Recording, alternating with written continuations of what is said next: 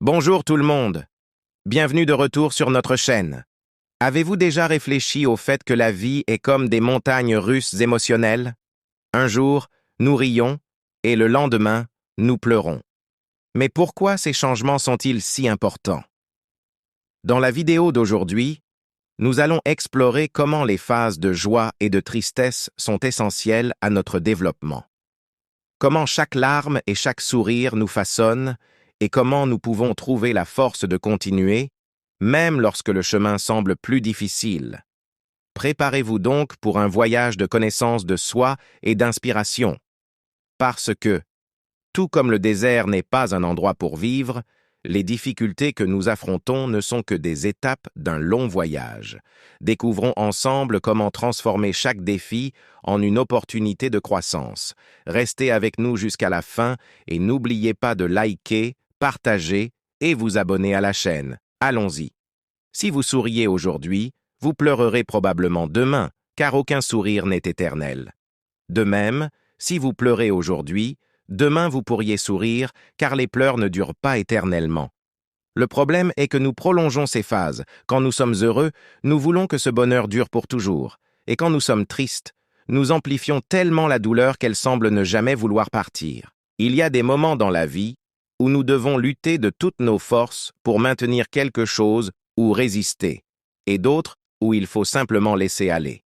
La véritable croissance est celle qui est intégrale, car grandir de manière incomplète mène à la déformation. Il y a un temps pour guérir et un temps pour tomber malade. Actuellement, notre société est si malade parce que nous croyons seulement en une version de la vérité, le bonheur. Nous pensons que nous devons être heureux tout le temps. Sur les réseaux sociaux, nous voyons tout le monde heureux et souriant. Et cela nous fait nous sentir malchanceux, comme si nous étions les seuls à affronter des problèmes. Mais nous ne savons pas ce qui se passe réellement derrière les publications. Nous vivons dans un monde où le sentiment de bonheur est omniprésent. Mais savons-nous vraiment qui nous sommes? Si nous ne le savons pas, quelqu'un nous dira qui nous sommes.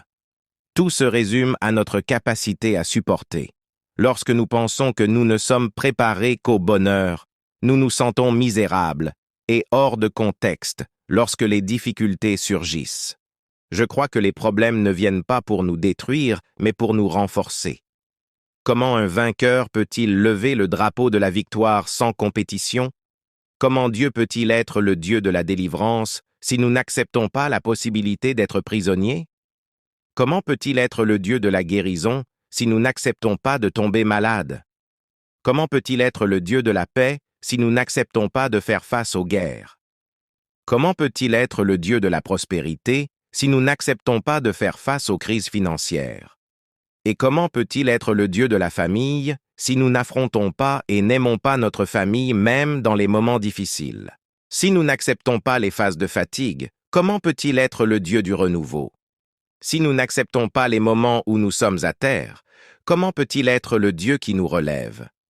Dieu se manifeste pleinement seulement lorsque nous l'aimons de manière complète.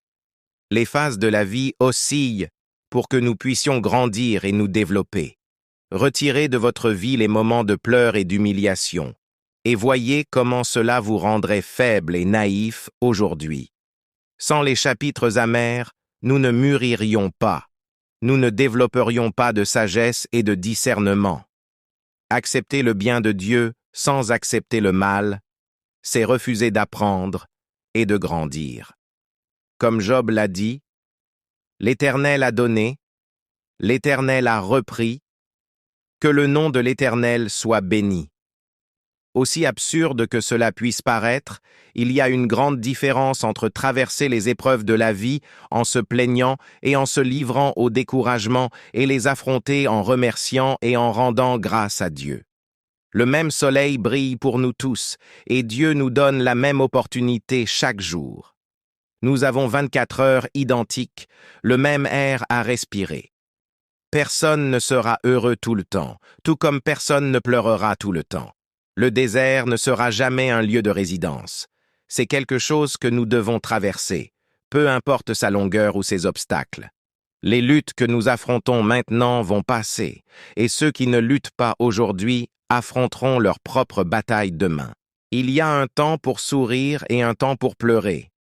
Si nous ne savons pas supporter les difficultés, tout semblera plus grand que ce qu'il est vraiment. Il n'est pas mal de pleurer. Ce qui est mal, c'est de renoncer.